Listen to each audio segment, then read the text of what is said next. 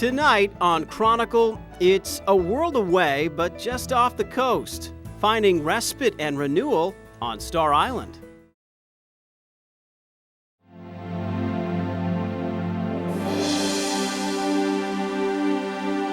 I come because it's a beautiful place and the ocean is my spirit's home. It always has been. When you try to explain this place to people you work with, they said, "You're going where?" "To an island." I didn't know there were islands off the coast of New Hampshire. So you stay in a hotel that's how old? And the cottages were fishing cottages? And I said, "Oh, you just have to experience it. It's magical." I came out here when I was 11, and to this day I'm still friends with people I met when I came. So it's a pretty magical place with a lot of connections. The Star Island Corporation, which is a nonprofit organization that owns and operates Star, is about to turn 100. That happens next year. So we've been around for a while. Many years ago, a group of Unitarian Universalists had a summer camp in New Hampshire, and they were looking for a new venue. They heard about the Isles of Shoals, thought it was a pretty magical place, and decided to come out, and then they loved it, and so they had summer meetings here ever since, and that's why it's the only UCC camp and conference center in the world. Beyond our history, what we call the conference center era, 400 years ago this year, Captain John Smith, actually these islands, Isles of Shoals, were called the Smith Isles. John Smith Monument, we can actually see it from here with all the fog. So John Smith came here in 1614 and he put the Isles of Shoals on the map. He came out and he mapped the Isles of Shoals and by extension all of New England. So there's a famous map that he created in 1614. It's pretty amazing to think the buildings you stay in were used over 100 years ago, and even longer than that. The cottages were part of the original fishing village, so it's just amazing to think that where you're staying was where people who spent their lives fishing in these waters in the 1700s and 1600s also lived. Anyone is welcome to the island, from day trippers who can come over on the Thomas Layton out of Portsmouth or the Uncle Oscar out of Rye, to our conference guests who you generally stay for a week at a time or sometimes for weekends or midweeks.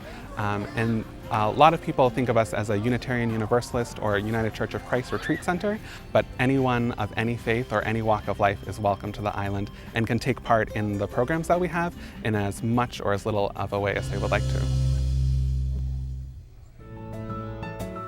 Everything's included, so you'll have a room in the hotel or any of the other cottages or buildings.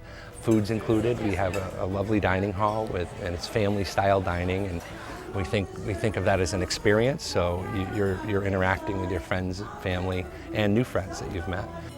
We have over 60 programs this summer. Each week has a particular theme focused on history or arts or creativity and religion and education. This week right now on the island we have International Affairs Conference. They're focusing on the theme of Pakistan. People should be asked to vote whether they want to join India or Pakistan. That was the resolution. It was passed in 1949. So they have different professors that can speak to what's happening in Pakistan and that region. Works on the beliefs that we're founded on and our mission, so people can better understand the world that we're living in and they can operate with a better mindset on the mainland as well. People even wake up before the theme talks and do polar bear dips, so they get up really early in the morning and take a jump into the Atlantic Ocean. And then in the afternoons there's workshops that could involve anything from arts and crafts to yoga to meditation, in writing and poetry. In the evening people gather for more talks or lectures, maybe dances, chapel services that are non-denominational, and other things that create this sort of summer camp-like atmosphere. So there's really a lot of different things to do. Some of it's formally structured and some of it's not. People who are coming to the island for a day, or even for the people who are spending time overnight, they can rent rowboats and they can row around Gosport Harbor. We even have kayaks to rent as well. And they can go over to Smutty Nose Island, which is just across the harbor, and walk around. They have wonderful trails over there, and it's a beautiful island, just like Star Island is as well. The connections with people are very special. I was talking with a woman who I had met here maybe 10 years ago, and she hadn't come since then. And it was instantaneously personal. You know, that doesn't happen all the time or everywhere.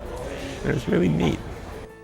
features. Yes, we have Wi-Fi, so some folks think we're so remote we don't have that, and for work reasons they can't come out for a week. Well, one of the things we find that most people value out here, and it's really profound, is this feeling of being unplugged and disconnected. That helps in many ways to dig deeper, whether it's at a lecture or a youth program or just interacting with one another.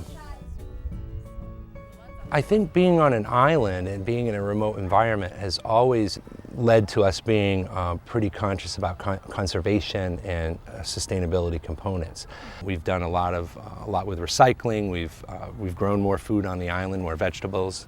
Use salt water for toilets as a way to conserve on fresh water. This week we're starting construction on a solar array, and that will provide, we anticipate, as much as 60% of our power via solar sources, and we anticipate expanding that system over time. Part of our vision is to sort of display on STAR and sort of, well, explore matters of consequence and understand the world as it might ideally be. So part of there's purpose behind what we do. I think it's really important that some people who are not members of any organized religion are coming out here to be immersed in this wonderful natural experience, and to go on a bird walk or to reflect or to meditate or whatever it is. And so we find that people who come here of any faith or no faith will leave saying they've had a spiritual experience.